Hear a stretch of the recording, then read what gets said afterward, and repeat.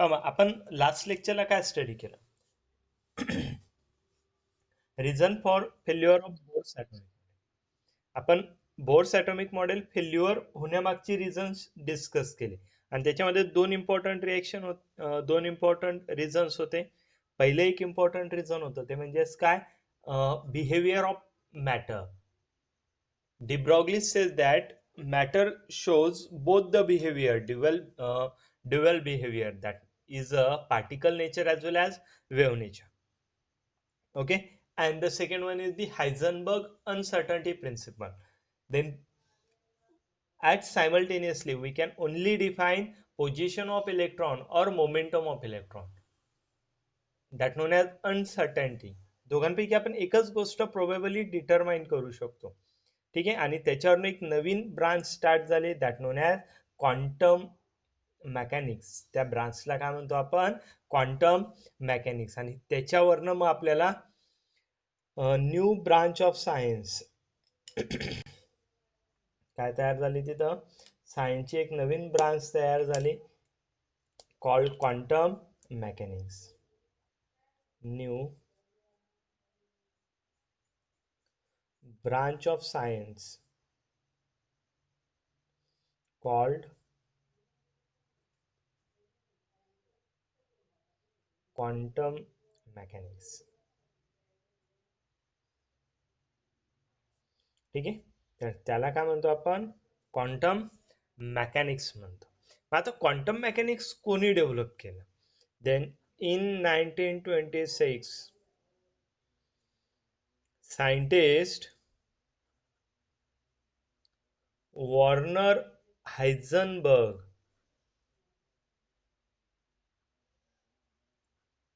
and Erwin Schrödinger.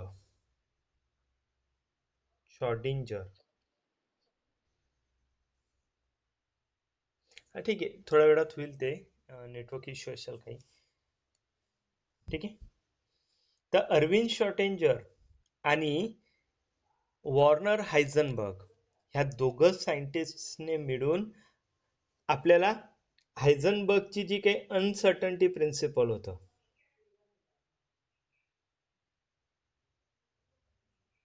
हायझनबर्गचं uncertainty principle आणि Schrodinger सायंटिस्टने Schrodinger scientist says that wave motion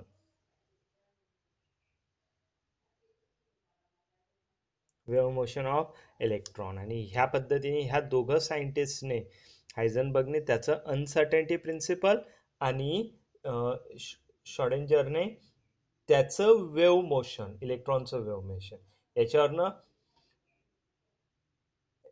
quantum mechanics ही branch start केली and put wave equation.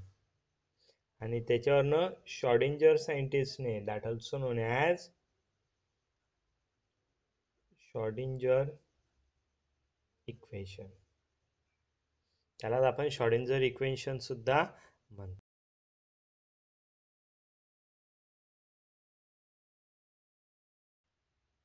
चला दिसतंय का आता? ओके, मग शॉर्डिंजर सायंटिस्टने आपल्याला वेव्ह इक्वेशन पुटअप केलं आणि ते वेव्ह इक्वेशन जे होतं, it will be Hamilton psi is equal to E into psi. Hamilton psi is equal to E into psi, where H आणि त्याच्या डोक्यावर ह्या पद्धतीचं symbol, it is the mathematical operator, is mathematical operator known as Hamiltonian.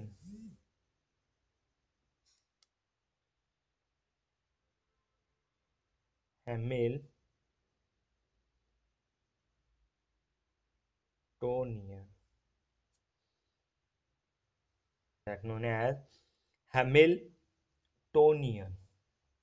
Okay, where one is the wave function that known as psi. हे जे wave function आहे यामध्ये P जो आहे तो सायलेंट आहे. ओके, साय is the wave function while E, आता कॅपिटल ई सुद्धा इक्वेशन मध्ये, E is a total energy of system. सिस्टीमची टोटल एनर्जी. आणि ह्या पद्धतीने energy, Schrodinger scientist says that the relation between energy and wave function, ह्या पद्धतीने त्यांनी एनर्जी आणि वेव्ह फंक्शन यांच्यामधलं रिलेशन जे ते काय सांगितलं आपल्याला, पुट करून दिलं. मग हे जे एनर्जी आणि वेव्ह फंक्शन यांच्यामधलं जे रिलेशन होतं याच्यामधून क्वांटम सायन्स जे हे थोडस डिफरंट साईडला चाललंय. Then when this equation use for, मी त्याला लिहितो Schrodinger equation use for hydrogen atom, ज्यावेळेस ते हायड्रोजन ॲटम साठी यूज केलं गेलं. Okay, the possible value of the possible value of energy, that nothing but capital E, possible value of energy that the electron may, that the electron may have along with corresponding, have along with corresponding psi function, corresponding wave function, that nothing but the psi. म्हणजे energy जी आहे hydrogen ॲटमची, तर ही hydrogen ॲटमची energy ही कुणावर based आहे, तर त्याच्या wave फंक्शनवर based आहे. And due to that splitting of hydrogen shows multi electron atomic spectra. म्हणून जो काही मल्टी इलेक्ट्रॉन ॲटॉमिक स्पेक्ट्रा आहे, हा multi electron atomic spectra can not shows by hydrogen atom, and hydrogen shows single line spectra. म्हणून hydrogen जो तो आपल्याला single line spectra दाखवेल. And from that they can says that, and from that they can introduce quantum numbers. आणि त्याच्यावरनं त्यांनी कुणाचं introduction केलं, क्वांटम नंबर्स इंट्रोड्यूस केले. They can say that there are different quantum number. The first one is known as principal quantum number,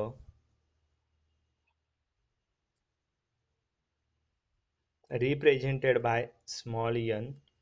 Second is known as azimuthal quantum number, shown by small l. And third one is a magnetic quantum number. Next one is magnetic quantum number represented by small m. ह्या पद्धतीने त्यांनी तीन quantum number जे शॉर्डिंजर equation वरनं put केले. Okay, आणि नंतर मग ज्यावेळेस शॉर्डिंजर इक्वेशन हे हायड्रोजन स्पेक्ट्रासाठी आपण यूज केलं, ओके, त्याच्यावरनं आपल्याला तीन क्वांटम नंबर सक्सेसफुली हायड्रोजनचे फीचर्स सांगायला लागले. that time there will one in 19 25, George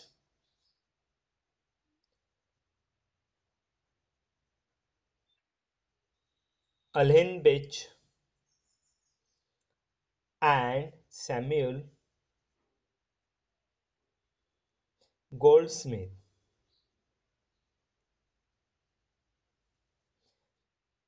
put fourth quantum number based on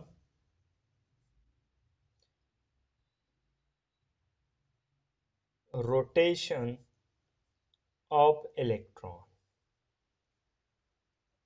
known as spin quantum number represented by small s. आणि त्याच्यावरनं त्यांनी जॉर्ज अनहेलवेच आणि सॅम्युअल गोल्डस्मिथ ह्या दोघं सायंटिस्टने इलेक्ट्रॉनच्या रिव्होल्युशन वरनं इलेक्ट्रॉनचं जे काही रोटेशन होतं या रोटेशन वरनं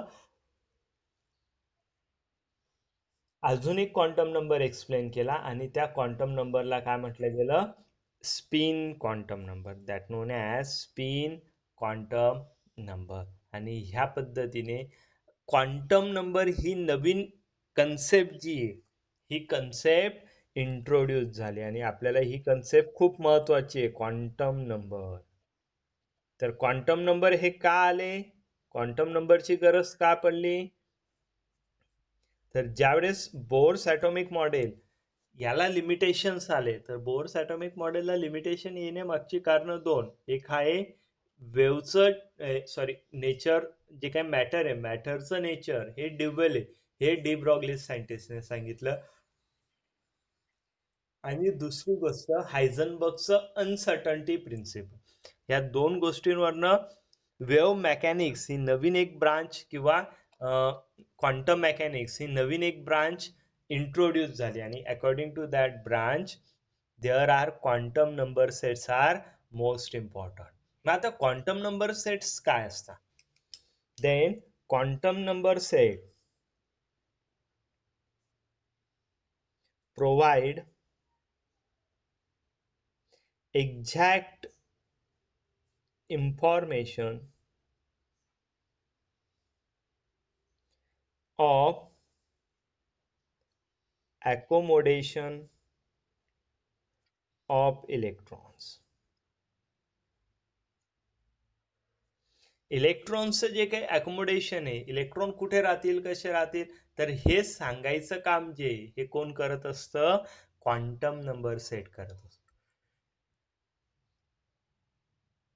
जे ऍटम मध्ये जे काही इलेक्ट्रॉन्स आहेत ह्या इलेक्ट्रॉनचा पोस्टल ऍड्रेस याला आपण शॉर्ट मध्ये काय म्हणू शकतो it is the postal address of electrons इलेक्ट्रॉनचा पोस्टल ऍड्रेस आपण जर पाहिलं तर जगामध्ये दोन वेगळ्या घरांचा पोस्टल ऍड्रेस कधीच सेम राहणार नाही पोस्टल ऍड्रेस हा कायम काय असतो युनिक असतो त्याच पद्धतीने प्रत्येक इलेक्ट्रॉनचा क्वांटम नंबर सेट सुद्धा काय असतो युनिक असतो जे एका ऍटम मध्ये सेम क्वांटम नंबर सेट असलेले दोन इलेक्ट्रॉन सापडणार नाही म्हणजे एका ऍटम मध्ये जेवढेही इलेक्ट्रॉन्स असतील every electron having its own different quantum number set और its own unique quantum number set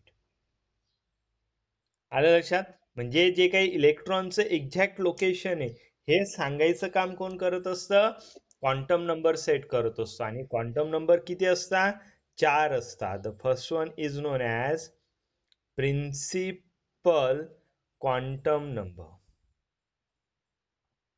quantum number ही कन्सेप्ट खूप महत्वाची आहे याच्यावर बेस बऱ्याच गोष्टी आपल्याला पुढे जाऊन शिकायच्या आहेत the second one is known as azimuthal quantum number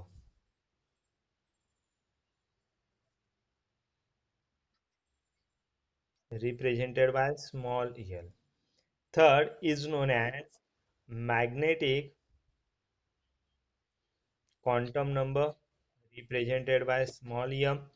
and fourth one is a spin quantum number represented by small s. ह्या पद्धतीने हे चार क्वांटम नंबर सेट जे आहेत हे चार क्वांटम नंबर सेट काय करायचे आहेत आपल्याला ठीक आहे. चला प्रिन्सिपल क्वांटम नंबर साठी मी नवीन पेज वर सुरुवात करतो. पहिला क्वांटम नंबर सेट त्याला हेडिंग टाकतो मी प्रिन्सिपल क्वांटम नंबर. आता जर मला प्रिन्सिपल हा वर्ड लिहायचा असेल तर प्रिन्सिपल हा वर्ड दोन पद्धतीने आपण लिहू शकतो. बरोबर आहे. प्रिन्सिपल हा वर्ड जर लिहायचा असेल तर मी दोन पद्धतीने लिहू शकतो. ज्या पद्धतीने मी इथं लिहिलेलं आहे त्या पद्धतीने. पण ज्यावेळेस मी हायझनबर्ग अनसर्टन्टी प्रिन्सिपल लिहित होतो त्यावेळेस मी वर्ड काय लिहित होतो प्रिन्सिपल लिहित होतो. दोघं मिनिंग सेम आहे, दोघांचा मिनिंग डिफरंट आहे पण दोघांचा उच्चार जो आहे तो कसा आहे सेम आहे. Both are the principle. पण दोघांमध्ये डिफरन्स कुठे? It is a PAL, it is a PLE. हा दोघांमध्ये मेन डिफरन्स आहे. मी इथं लिहिताना काय लिहिलेलं आहे PAL लिहिलेला आहे. हा खूप महत्वाचा आहे. म्हणजे आपला अभ्यास किती आहे हे याच्यावरनं समजतं. PAL principle. तर प्रिन्सिपलचा मिनिंग काय होतो मेन. मेन जो मुख्य असतो हेड त्याला आपण प्रिन्सिपल म्हणतो. शाळेचा जो कोणी हेड असेल त्याला काय म्हटलं जातं प्रिन्सिपल म्हटलं जातं. तर का it is the head person of that institute. आलं लक्षात. मग त्याला प्रिन्सिपल आपण असं लिहिणार का नाही. This principle is nothing but law. किंवा याला आपण काय म्हणू शकतो मराठीमध्ये म्हटलं तर तत्व. म्हणजे जो आपल्याला लॉ एक्सप्लेन करेल. आता हायझनबर्ग अनसर्टन्टी प्रिन्सिपल तिथं आपण हा प्रिन्सिपल नाही लिहिणार कारण की तो हायझनबर्गचा मेन नाहीये. It is a law. तो काय आहे हायझनबर्गचा लॉ आहे म्हणून तिथं आपण प्रिन्सिपल PLE लिहिणार. पण इथला जो PAL आहे हा कसा आहे मेन आहे म्हणून इथं लक्षात ठेवा it always write as a PAL. ही खूप महत्वाची गोष्ट आहे कारण की बऱ्याच जण इथं PLE लिहिता म्हणून मिस्टेक करायची नाही. हा झाला तुमचा प्रिन्सिपल. ओके. मग आता प्रिन्सिपल क्वांटम नंबर. आता मी प्रिन्सिपलचा अर्थ तेच सांगितलं. प्रिन्सिपल म्हणजे काय मेन. जो मेन असेल तो. बरोबर आहे. मग हा क्वांटम नंबर सुद्धा काय आहे मेन असेल. Then this quantum number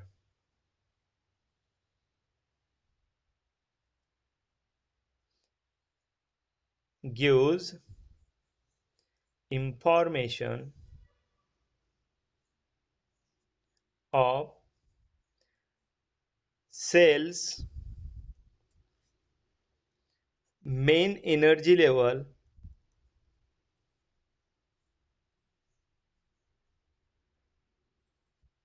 oblique orbit of an atom. Of an atom म्हणण्यापेक्षा मी त्याला इलेक्ट्रॉन म्हणतो. तर तो आपल्याला काय गोष्टी प्रोव्हाइड करतो. First is the shell. Shell म्हणजे मुख्य energy level. Second main energy level आणि ऑर्बिट. या तिघ शब्दांचा अर्थ एकच होतो. या तिघ वर्डचा मिनिंग काय आहे सिमिलर आहे. That are the principal energy level. आपण याला प्रिन्सिपल एनर्जी लेवल म्हणू शकतो. म्हणजे ॲटम मधली जी काही मुख्य एनर्जी लेवल आहे की जिथे इलेक्ट्रॉन हे प्रेझेंट आहेत याला म्हणायचं प्रिन्सिपल. त्याला म्हणायचं सेल. त्याला म्हणायचं ऑर्बिट. हे सर्व नावं सारखी आहेत. कुठलंही नाव आलं तरी त्याचा अर्थ एकच होणार. ओके. मग आता मेन एनर्जी लेवल कशा पद्धतीने.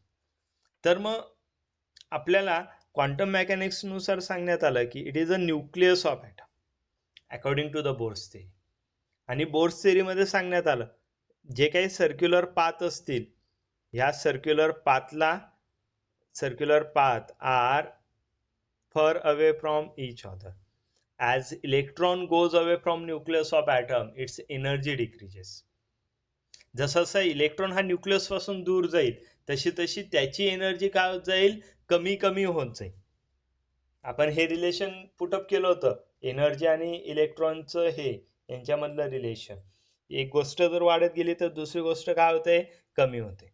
म्हणून त्यांनी ज्या काही नंबर ऑफ एनर्जी लेवल्स आहेत त्यांना बोर सायंटिस्टने नाव दिलं होतं 1, 2, 3, 4, 5 या पद्धतीने त्यांनी रिप्रेझेंट केलं होतं.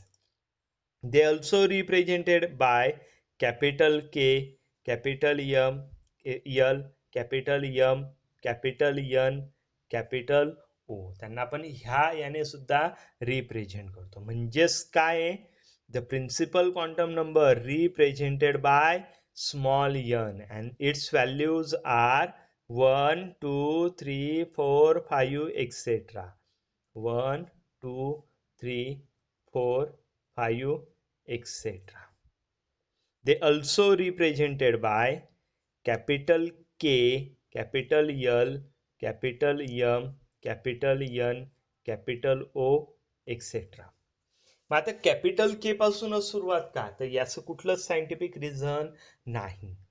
मे बी त्यावेळेस त्यांना वाटलं असेल शॉर्डिंजर सायंटिस्टला की सर्वीकडे आपण ए बी सी डी पासून सुरुवात करतो, किंवा आपण उलट्या मॅथमॅटिक्स मध्ये जर पाहिलं तर, किंवा बऱ्याचशा ठिकाणी आपण एक्स वाय झेड ही टर्म यूज करत असतो. म्हणजे एक तर आपण डिजिट जे आहेत फ्रॉम बिगिनिंग घेतो किंवा ऍट द टेल घेतो, म्हणून त्यांनी मे बी मिडल पासून सुरुवात केली असेल.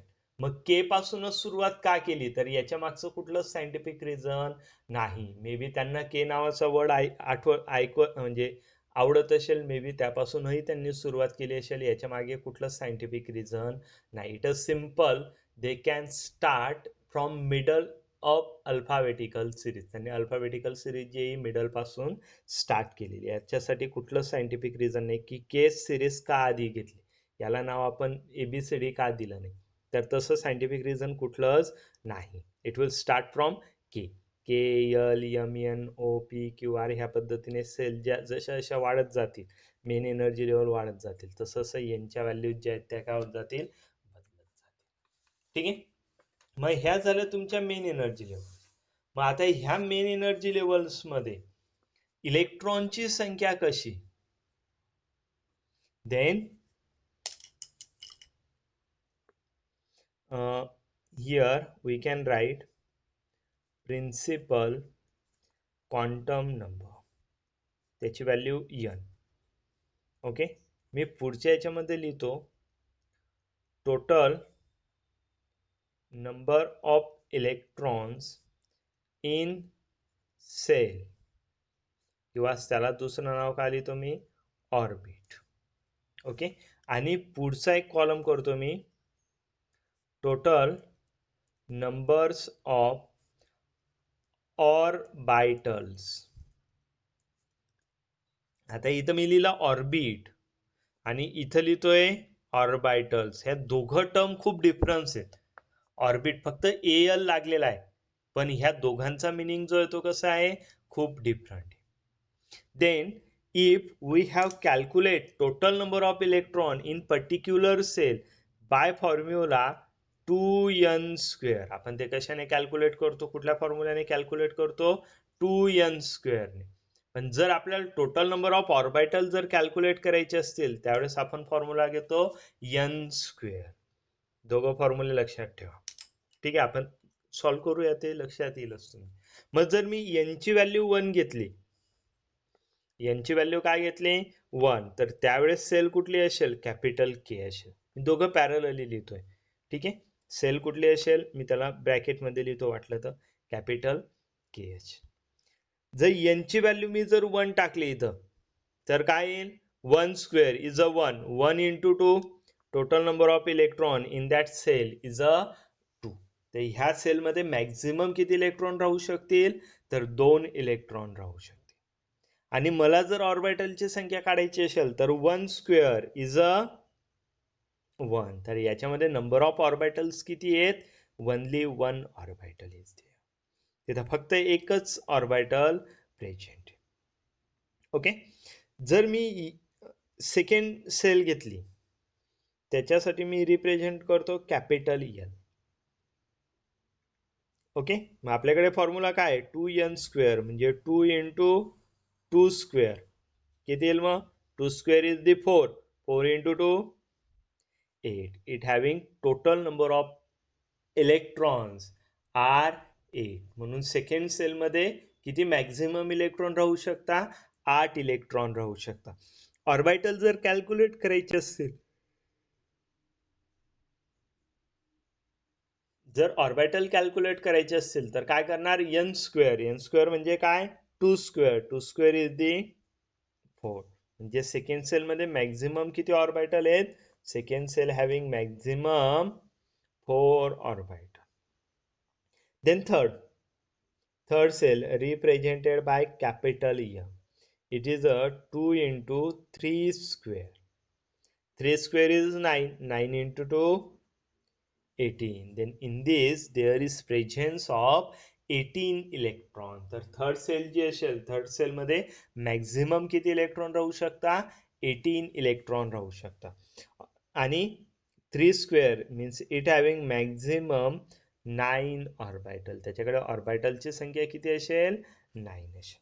If we can take fourth cell represented by capital N, it is a 2 into 4 square. 4 square is the 16. 16 into 2 it become 32 and number of orbitals are 16. म्हणजे fourth sale मध्ये maximum किती electron राहू शकता? 32. म्हणजे 32 इलेक्ट्रॉन जे आहेत ते त्या ऑर्बिटल मध्ये सॉरी त्या ऑर्बिट मध्ये प्रेझेंट राहू शकता. Fifth is the O. It is a 2 into 5 square. 5 square is 25. 25 into 2 it is a 50. तर फिफ्थ सेल जर आली तर फिफ्थ सेल मध्ये ऑर्बिटलची संख्या किती असेल? 25 असेल. तर टोटल नंबर ऑफ इलेक्ट्रॉन्स किती असतील?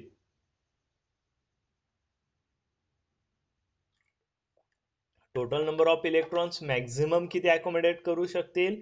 It having 50 electrons. त्याच्याकडे 50 इलेक्ट्रॉन जे आहेत ते राहू शकतात. या पद्धतीने आपण quantum number, principal quantum number जो आहे तो काय करत असतो?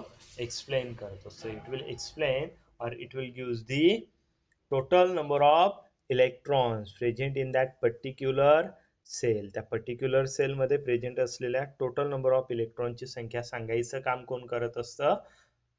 प्रिन्सिपल क्वांटम नंबर करत असतो. ठीक आहे. मग प्रिन्सिपल क्वांटम नंबर समजला? हा बोला.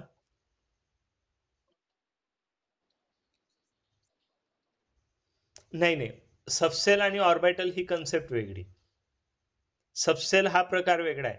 सबसेल सेल जे असतं orbit, they will split into सबसेल अँड दॅट सबसेल स्प्लिट इंटू ऑर्बिटल. म्हणजे पहा सिक्वेन्स कशी असते. सेल त्यालाच काय म्हणतो आपण? ऑर्बिट. ऑर्बिटला जर डिव्हाइड केलं it will split into subcells. कशा स्प्लिट होतं? त्या सबसेल्स मध्ये. आणि सबसेल्सला परत स्प्लिट केलं तर ते कशात स्प्लिट होता? ऑर्बिटल्स मध्ये. ओके. ऑर्बिटल जो आहे हा स्मॉलेस्ट फ्रॅक्शन असेल त्या ऑर्बिटचा. ओके. त्यापेक्षा अजून स्मॉलेस्ट फ्रॅक्शन होऊ शकणार नाही. आणि जर तुम्ही याच्यावरनं जर पाहिलं, 4 ऑर्बिट असताना इलेक्ट्रॉन किती आहेत? 8. 1 ऑर्बिट असताना इलेक्ट्रॉन किती आहेत? 2. 9 ऑर्बिट असताना इलेक्ट्रॉन किती आहेत? 18. 16 ऑर्बिट आहे, इलेक्ट्रॉन्स किती आहेत? 32. 25 ऑर्बिट आहेत, इलेक्ट्रॉन सॉरी 25 ऑर्बिटल्स आहेत, इलेक्ट्रॉन किती आहेत? 50. म्हणजे जर तुम्ही ऑर्बिटलची नंबर पाहिली आणि टोटल इलेक्ट्रॉन्स पाहिले तर हे ऑर्बिटलच्या काय आहेत? 2 टाइम्स आहे. 1 2 4 8 9 18 16 32 25 50. म्हणजेच काय होतंय? जे काय ऑर्बिटल आहेत, ऑर्बिटलच्या 2 टाइम्स काय आहेत? Number of electron. म्हणजे याच्यावरून आपण सांगू शकतो की in every orbital there is presence of 2 electron. तर एका ऑर्बिटल मध्ये किती इलेक्ट्रॉन राहू शकता? 2. कारण की एक ऑर्बिटल आहे म्हणून किती इलेक्ट्रॉन आहेत मॅक्झिमम? 2. तिसरा इलेक्ट्रॉन इथं येऊ शकणार नाही कारण की ऑर्बिटलची व्हॅकन्सी किती आहे? फक्त 2 ची. आलं लक्षात? ते आपण पुढे एक एक क्वांटम नंबर घेताना आपल्याला ते कन्सेप्ट क्लिअर होत जाते. ठीक आहे. चला आपण सेकंड क्वांटम नंबर डिस्कस करू. The second one is known as azimuthal quantum number represented by small l. Then azimuthal quantum number provide information of subcell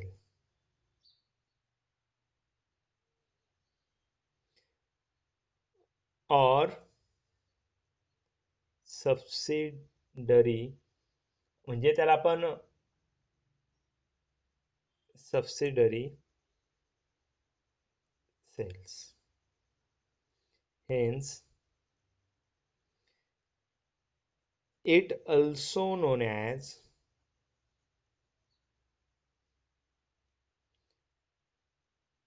subsidiary quantum number. त्याचं दुसरं नाव जे हे काय आहे azimuthal quantum नंबरचं सबसिडरी, कारण की तो आपल्याला काय एक्सप्लेन करतो, सबसेल्स एक्सप्लेन करतो. ठीक आहे. मग आता काय भानगड असते सबसेल म्हणजे? Then cells are divided into subcells. ज्या काही ऑर्बिट्स आहेत हे ऑर्बिट काय असतं, सबसेल्स मध्ये डिवाइड झालेलं असतं. ओके. तर व्हॅल्यू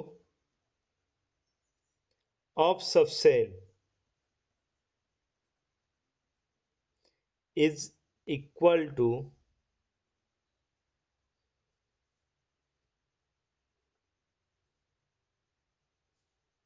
व्हॅल्यू म्हणण्यापेक्षा मी याला नंबर ऑफ सबसेल म्हणतो.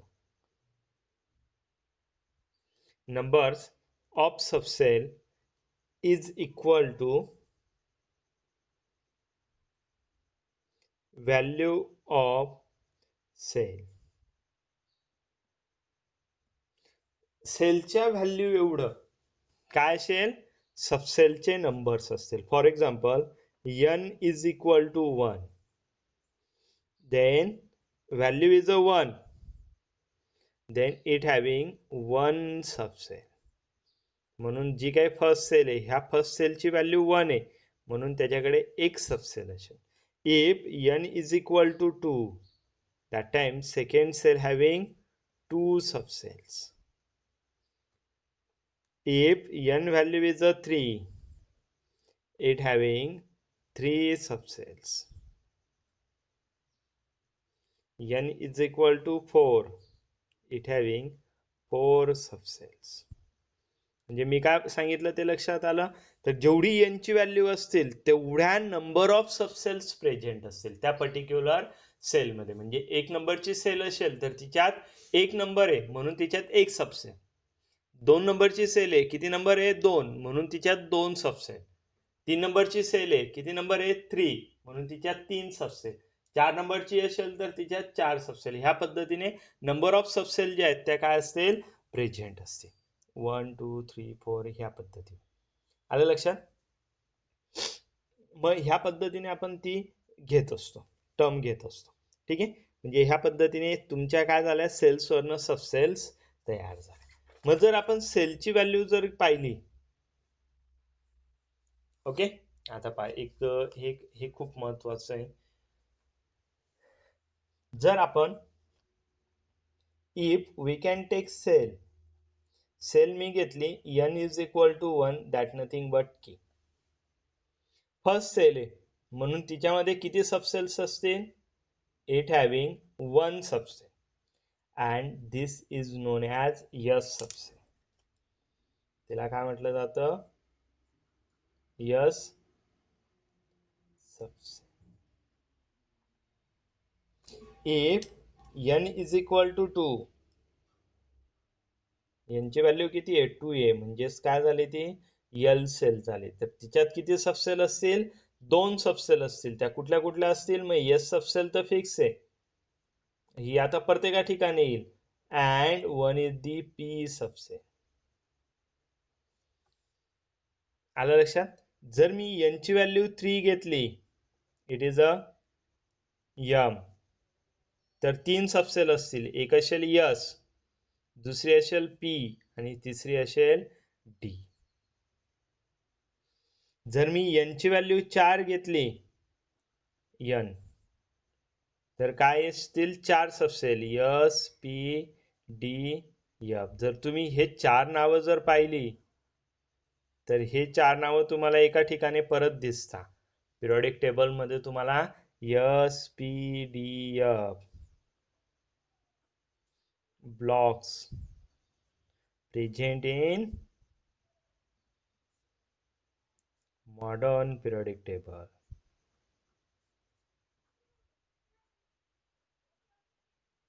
मग हे जे आलेत हे कुठून आलेले आहेत, तर हे SPDF जे आहेत पिरियडिक टेबल मधले, हे इथूनच आले सबसेल्स पासून. म्हणून त्याच्यावरनं SPDF जे काही ब्लॉक्स आहेत हे कसे आले, तर ज्या ब्लॉक मध्ये इलेक्ट्रॉन जाईल, शेवटचा इलेक्ट्रॉन ज्या सबसेल मध्ये जाईल, तो एलिमेंट त्या ब्लॉक मध्ये प्रेझेंट केलेला आहे. पिरियडिक टेबलचे हे एक स्पेशालिटी. ह्या पद्धतीने सबसेल्स आले. आता आपण total number of electrons calculate केलेले आहेत, बरोबर आहे. आताच आपण कॅल्क्युलेट केले. First cell having maximum accommodation of 2 electron, बरोबर आहे. मी ते ब्लॅक पेनने लिहितो म्हणजे तुम्हाला तो डिफरन्स लक्षात येईल. किती इलेक्ट्रॉन अकोमोडेट करता मॅक्झिमम? 2 इलेक्ट्रॉन अकोमोडेट करता. मग एस सबसेल हॅव्हिंग प्रेझेन्स ऑफ 2 इलेक्ट्रॉन, म्हणून एस सबसेल जी आहे, जी काही एस सबसेल आहे, एस सबसेल मध्ये किती इलेक्ट्रॉन राहत असतील? 2 इलेक्ट्रॉन राहत असतील. मी जर एल सेल घेतली, तर एल सेल मध्ये किती इलेक्ट्रॉन राहतात? 8 इलेक्ट्रॉन्स असतात. त्यातले 2 इलेक्ट्रॉन कुणाकडे गेले? एस कडे गेले. मग पी कडे किती इलेक्ट्रॉन राहत असतील? तर पी कडे टोटल इलेक्ट्रॉन किती राहत असतील? 6 इलेक्ट्रॉन राहत असतील. आणि 6 आणि 2 किती झाले टोटल? 8 इलेक्ट्रॉन झाले. 8 इलेक्ट्रॉन. या पद्धतीने यांची व्हॅल्यू 3 जर घेतली, इट हॅव्हिंग 18 इलेक्ट्रॉन्स. मग 18 पैकी 2 इलेक्ट्रॉन जे आहेत ते कुणाकडे गेले? एस कडे गेले. पुढचे 6 इलेक्ट्रॉन कुणाकडे गेले? पी कडे गेले. किती राहिले? 10 इलेक्ट्रॉन राहिले. ते 10 इलेक्ट्रॉन्स कुठे जातील? They are goes to the D subcell. आणि ह्या पद्धतीने ह्या तिघांची एडिशन केली, it is a 18 electron. n is equal to 4, it having 32 electrons. आता हे 32 इलेक्ट्रॉन्स कसे असतील? s having 2 electron, p having 6 electron, d having 10 electrons. किती झाले? 18. मग 32 मायनस 18 करा, किती उरले? 14 electrons. 14 electron goes in a F सबसेल. आणि ह्या पद्धतीने टोटल नंबर ऑफ इलेक्ट्रॉन्स किती झाले? 18 इलेक्ट्रॉन झाले. म्हणजे ह्या पद्धतीने अझिमुथल क्वांटम नंबर जो आहे हा आपल्याला काय दाखवत असतो? सबसेल सांगत असतो. ठीक आहे. मग याच्यावरनं देन व्हॅल्यू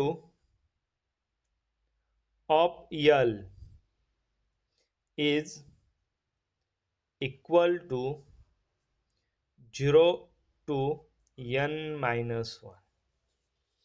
अझिमुथल क्वांटम नंबरची जी काही व्हॅल्यू आहे ही कशी व्हॅरी होत असते? L is equal to 0 to n-1. मग परत मी चार्ट केला, n ची व्हॅल्यू 1 घेतली, त्याच्याकडे किती सबसेल आहे? एस सबसेल आहे, एकच सबसेल आहे, बरोबर आहे. इथंच आपण लिहिलं पाहिजे n ची व्हॅल्यू 1, सबसेल किती आहे? फक्त एकमेव एकच सबसेल आहे, एस सबसेल. मग याची व्हॅल्यू, एच ची व्हॅल्यू काय येईल? मग 0 to n-1, n ची व्हॅल्यू 1 आहे म्हणजे 0 to 0, म्हणून त्याची व्हॅल्यू किती येईल? 0. देन व्हॅल्यू ऑफ यल, मी जर यल ची व्हॅल्यू जर घेतली, यल ची व्हॅल्यू कुणासाठी?